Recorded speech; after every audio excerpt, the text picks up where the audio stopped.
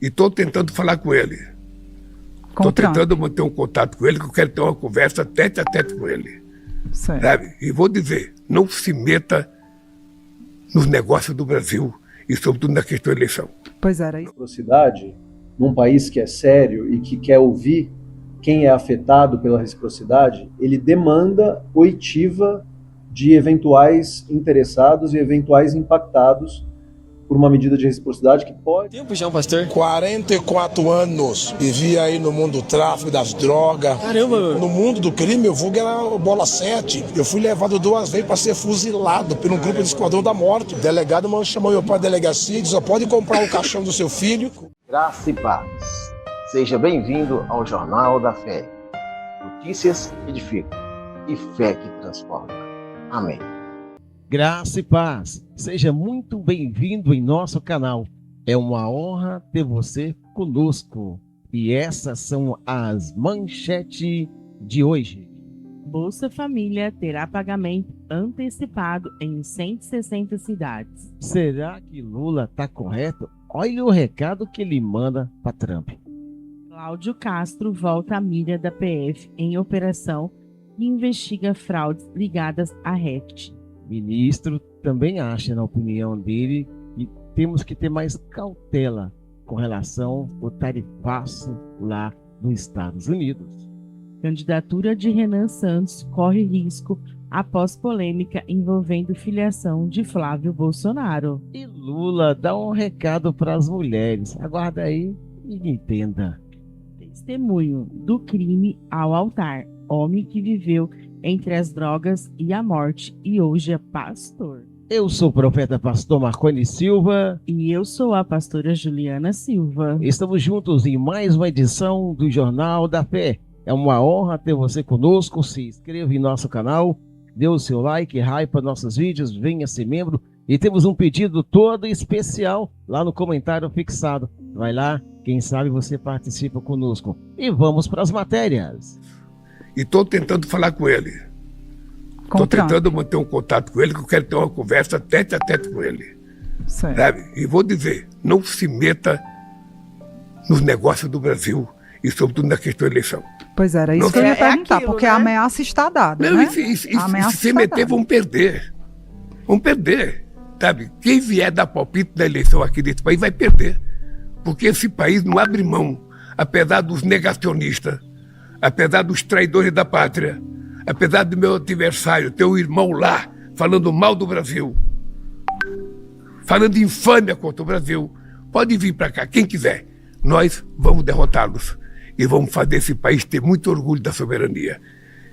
Precisa brigar, não precisa brigar. Precisa brigar. Eu falo pro Trump: eu não tenho avião, não tenho navio, eu não quero guerra.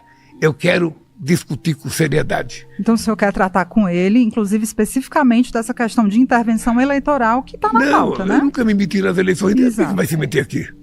Está marcada já essa conversa? Tá em articulação? Não. Sabe que telefonema às vezes demora. A gente, quando quer ligar para um presidente, sabe, demora 1 mês para a gente marcar. Porque nunca combina o horário, não combina a data, mas vai marcar. Pode ficar certo que vai marcar. E eu espero ter uma boa conversa com ele. Quando ele está na frente do senhor, ele dá uma amansada, né? Ele fica bem amiguinho do senhor. Dão bem, né? Quando estão juntos. Eu quero conversar porque, veja, o Brasil quer ter uma boa relação com os Estados Unidos. São 201 anos de relação diplomática. Nós não queremos brigar com os Estados Unidos, nem com a China, nem com a Rússia, nem com a França, nem com a Inglaterra, nem com o Uruguai, nem com a Bolívia. A gente quer viver bem com todo mundo. Paz e amor. Quando o presidente brasileiro manda um recado desses diretamente para o presidente dos Estados Unidos, isso é apenas defesa da soberania ou Lula está comprando uma briga ainda maior? Vamos para alguma análise. Ontem eu vi uma matéria que lá no Ceará, um desses pessoal aí do Comando Vermelho, tal, etc., dizendo para uma cidade que não era para ninguém escolher candidato, nem trabalhar para nenhum candidato. Outro lado, nós vemos também que o ministro manda prender gente e faz armações até dentro lá dos Estados Unidos. Aonde está a soberania em tudo isso? Agora, se quer resolver, não precisa marcar por telefone para dar um mês. Simplesmente, ele como presidente do país, Se ele pegar um avião e chegar lá nos Estados Unidos, o Trump vai atender, pastora. Nós não é eu, não é a senhora que vai lá conversar com o Trump. É o presidente e do Brasil. Então vai atender. Então a pessoa ficar falando e não resolver a situação e querer bater de frente a frente com o Trump é outra coisa. Esses tempos atrás ele foi lá nos Estados Unidos e não resolveu a situação. Agora ficar dando entrevista para subir nas pesquisas, o culpado de tudo isso são nós mesmos brasileiros que voltamos e aumentamos, né, a possibilidade dele de ganhar nas pesquisas. Se ele fazer isso e ver que ele está perdendo nas pesquisas, ele vai parar com isso. Ou seja, a política dele ou a vitória dele está acima do Brasil. Pode dar até uma guerra, acontecer alguma coisa por isso. E não é isso que nós brasileiros queremos. Mas será que esse discurso mais duro funciona politicamente aqui dentro do Brasil? Funciona. Se não funcionasse, ele tinha parado. E isso, o culpado disso é os brasileiros mesmo que aplaudem o presidente nessa situação. Os brasileiros não têm que aplaudir ele nessa situação porque não é legal. Isto não é bonito. Caçar briga, dar de galo, dar de vencedor, dar de super-herói, dar de soberania. Esses tempos atrás mesmo, ele foi em um país aí e mandou pegar uma esposa de um ex-presidente de um país e trouxe para o Brasil. A soberania é igual para todo mundo, pastora. Eu não posso gritar Tadeu a soberania se eu não respeito a soberania dos outros. Não aceitou, por exemplo, que o presidente da Argentina viesse aqui visitar o Bolsonaro. Correto, pastora? Mas ele foi lá e visitou uma ex-presidente. Visitou o presidente de lá, da Argentina. Pode isso? Essa briga entre Lula e Trump pode chegar no bolso dos brasileiros? Pode, já está chegando no bolso dos importadores. Aquelas pessoas que importam produtos, seja aço, seja produtos agrícolas, o que for, os Estados Unidos estão aí com um acréscimo de taxa de 25%. É pouco? O governo prega cautela antes de reagir às tarifas dos Estados Unidos, diz Durigan.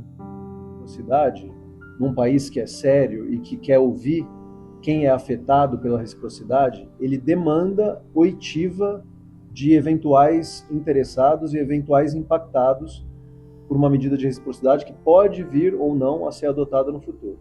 Então, como a gente percebe que o mundo hoje anda muito fechado para esse tipo de participação, o primeiro impacto do processo de reciprocidade é a gente poder colher, em especial do empresariado brasileiro, mas também do empresariado do exterior, quais seriam os impactos e as preocupações que eles têm com eventuais medidas de reciprocidade.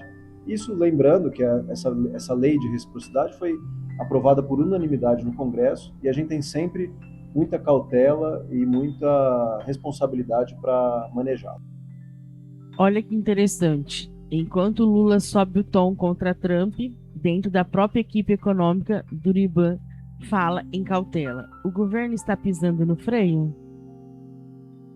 O governo não está pisando no freio, mas o ministro prega cautela.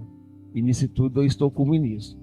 Temos que ser cautelosos, principalmente com quem é mais forte do que nós, com quem é mais poderoso, seja economicamente, seja militarmente, do que nós. E os Estados Unidos é o maior país do mundo. Então nós temos que ser sábios, não deixar, que nem o presidente falou na outra matéria, 200 e tantos anos, a amizade para baixo por causa de conceitos ou de conquistas próprias. Está errado isso, pastora. Então essa lei da reciprocidade não significa que amanhã o Brasil já vai colocar novas tarifas sobre produtos americanos? Diz aí o ministro que é mais ou menos um mês. Então vamos esperar e vamos ver o que vai acontecer. Se o Brasil resolver retaliar os Estados Unidos, quem pode acabar pagando essa conta? Se o Brasil resolver retaliar os Estados Unidos, quem vai pagar a conta e já está pagando é nós brasileiros. E aí essa conta não está sendo barata, não vai ser barata. Já chega um monte de impostos que é colocado sobre nós. Ainda vem mais ainda por causa de briguinha boba? Lula defende combate à violência contra a mulher nas escolas e lei não resolve. Não é só a lei que vai resolver. A lei, ela dá um instrumento legal para a ação da sociedade, para a ação do governo, para a ação da polícia. Mas o que vai resolver definitivamente é a gente colocar isso no currículo escolar. Uma criança, quando ele está na escola, ele tem que saber que ele não é melhor do que a irmã dele. Ele tem que saber que eles são iguais. Sabe? Ele tem que saber, sabe? Ela não tem que só ter a bonequinha e ele ter a bola, não. Os dois podem brincar do que quiserem. Podem conversar do que quiserem. E é um processo, um problema educacional. O que é que eu tenho dito para os homens? O problema dos ciúmes que levam a uma violência é uma questão de fraqueza moral do homem, de falta de caráter. Não é só doença, não, é falta de caráter. A mulher chegou tarde em casa, o cara acha que ele pode bater. A mulher não fez a comida que ele quer, acha que ele pode bater.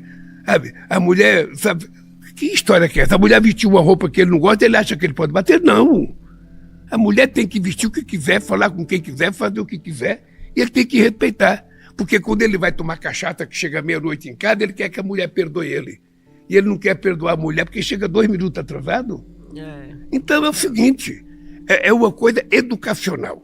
E as leis vão ser feitas, a polícia está agindo, as delegacias, as casas da mulher vão se espraiar pelo Brasil inteiro. Ou seja, nós vamos transformar isso numa coisa que vai dar resultado.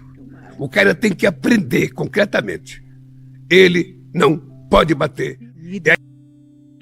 Lula diz que somente criar leis não resolve e que é preciso começar a conscientização dentro das escolas. Nesse ponto, será que ele tem razão? Olha, pastor, educar sempre é bom, seja em qual sentido que for, e se começar a educar na escola, como se diz, é uma chance maior de termos mais tanta violência contra as mulheres. Agora tem uma questão muito importante.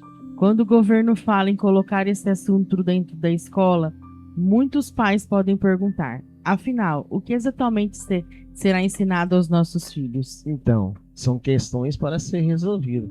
Nós ouvimos aí que nos últimos anos o ensino do Brasil tem ficado mais pobre, né? Se você comparar, se você pegar quem estudou nos anos 80, nos anos 90, até mesmo nos anos 2000, você vai ver que o ensino era algo melhor. E a gente entende que o ensino no Brasil, principalmente depois desse negócio de não reprovar as pessoas assim, quando antigamente todo mundo falava da bomba, ficou mais, como se diz, fácil de empurrar um aluno para a próxima série sem ele ter o conhecimento total daquilo que ele está aprendendo. Até mesmo profissionalmente, né, pastor? Verdade. Antigamente, para passar numa faculdade, era-se muito difícil na nossa época. Mas, hoje em dia, eu vejo pelos nossos filhos que tem grande chance das pessoas terem um curso superior. Antigamente não era fácil assim. E tem outro detalhe, pastor. Essa ideia não começou agora no governo Lula, correto? É mesmo, né, pastora? Foi quando que começou isso? Esse é um esclarecimento muito importante para passarmos uma informação incompleta. A inclusão desse conteúdo na educação básica virou lei em 2021, durante o governo Bolsonaro. O que aconteceu em 2026 foi a regulamentação pelo atual governo para estruturar essa aplicação. Então isso não começou com Lula, então está tendo uma melhora com Lula, não é verdade? Exatamente. Bolsa Família terá pagamento antecipado em 160 cidades. Antecipação do Bolsa Família em agosto. Moradores de municípios atingidos por situações de emergência ou calamidade pública poderão receber a parcela de agosto do Bolsa Família de forma antecipada. Uma lista preliminar indica que 160 cidades, distribuídas pelos estados do Rio Grande do Norte, Paraíba, Roraima e Amazonas, podem ter o pagamento unificado. Nessas localidades confirmadas, todos os beneficiários terão o dinheiro liberado já no dia 18 de agosto, sem a necessidade de aguardar o escalonamento pelo número do NIS. O Rio Grande do Norte concentra a maior parte dos municípios em alerta, com 120 cidades na pré-listagem, seguido pela Paraíba, que conta com 31 municípios afetados por intempéries. O ministro do Desenvolvimento Social ressalta que essa relação ainda é provisória e que a confirmação oficial das cidades contempladas será divulgada no início do calendário. Para os moradores de regiões fora da lista, os depósitos seguem o cronograma tradicional, com pagamentos escalonados entre os dias 18 e 31 de agosto, de acordo com o final do NIS. A verificação do valor da parcela e da data do crédito pode ser feita diretamente pelos aplicativos Bolsa Família e Caixa Tem, ou pelo telefone 121. Muita gente pode ouvir Bolsa Família antecipado e imaginar que o governo antecipou o benefício para todo mundo. É isso mesmo? Não, só vai ser para 160 cidades. Foi citado aí na matéria as cidades e os estados que vão ser. Então nós temos que entender que isso não é para o Brasil todo. E quem mora numa cidade que não está na lista, quando começa a receber? Vai ser na programação normal do Bolsa Família, pastora. Por que o governo fez essa antecipação justamente nesses municípios? Aconteceu algum desastre, chuva, outras coisas mais nessa cidade e as pessoas estão precisando do Bolsa Família. Aí vai ser antecipado. Cláudio Castro volta à mira da PF em operação que investiga fraudes ligadas à Reft. A Polícia Federal deflagrou nesta sexta-feira, dia 14 de agosto, a segunda fase da Operação Sem Refino. Um dos alvos é o ex-governador do Rio de Janeiro, Cláudio Castro, que voltou a ser alvo de buscas. Ao todo, a PF cumpre 16 mandados de busca e apreensão no estado do Rio, autorizados pelo ministro Alexandre de Moraes do STF. A investigação apura suspeitas de fraude na concessão de licenças ambientais para a refinaria Refit, além de lavagem de dinheiro, sonegação fiscal, evasão de divisas, manipulação de mercado e crimes contra a ordem econômica. Um dos imóveis investigados fica em Petrópolis e é apontado pela PF como ligado a Cláudio Castro, embora esteja registrado em nome de outra pessoa. A defesa do ex-governador nega irregularidades e afirma que o imóvel era alugado. Castro já havia sido alvo da primeira fase da operação, em maio. Chama atenção que Cláudio Castro estava novamente no radar da Polícia Federal. O que exatamente os investigadores estão procurando dessa vez? Pastora, olha, na sua opinião, o que eles estão procurando? O foco dessa nova etapa é entender principalmente a possível atuação irregular de agentes públicos na concessão de licenças ambientais para Refit. Segundo a investigação, alguma dessas licenças teria sido concedidas contrariando diretrizes de órgãos técnicos. A PF também apura possíveis mecanismos de lavagem e ocultação patrimonial. Agora precisamos deixar muito claro, estamos falando de suspeitas sob investigação e não de uma condenação de Cláudio Castro. E tem um detalhe que chama atenção, pastor. Um dos mandatos foi cumprido em um imóvel de Petrópolis, que estaria relacionado a Castro. O que a defesa dele diz sobre isso? Pastora, a gente observa que acaba sendo assim, apenas investigação, é suspeito, mas nada ainda comprovado contra a vida dele, correto? Então o que a defesa diz, pastora? Os advogados afirmam, como sempre, que o imóvel é sido alugado por Castro, mas que o contrato foi encerrado meses atrás. Agora eu quero fazer uma pergunta que o nosso telespectador certamente está fazendo. Por que um caso envolvendo uma refinaria ganhou uma operação desse tamanho e chegou até o STF? Por causa de milhões e bilhões e bilhões.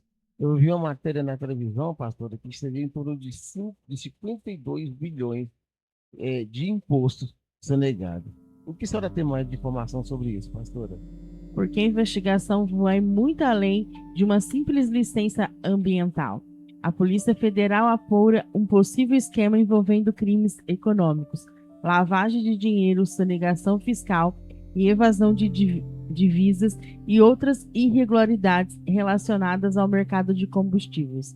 Nessa fase não foram anunciados mandatos de prisão, mas 16 buscas e apreensões. Portanto, agora será preciso acompanhar o que as provas recolhidas vão revelar e as suspeitas contra os investigados serão confirmadas ou afastadas. De Renan Santos corre risco após polêmica envolvendo Filiação de Flávio Bolsonaro. Uma divergência no registro de filiação do senador Flávio Bolsonaro ao partido Missão movimentou os bastidores da corrida eleitoral. O parlamentar, que é pré-candidato à presidência pelo PL, apareceu cadastrado no sistema da Justiça Eleitoral como filiado ao Missão.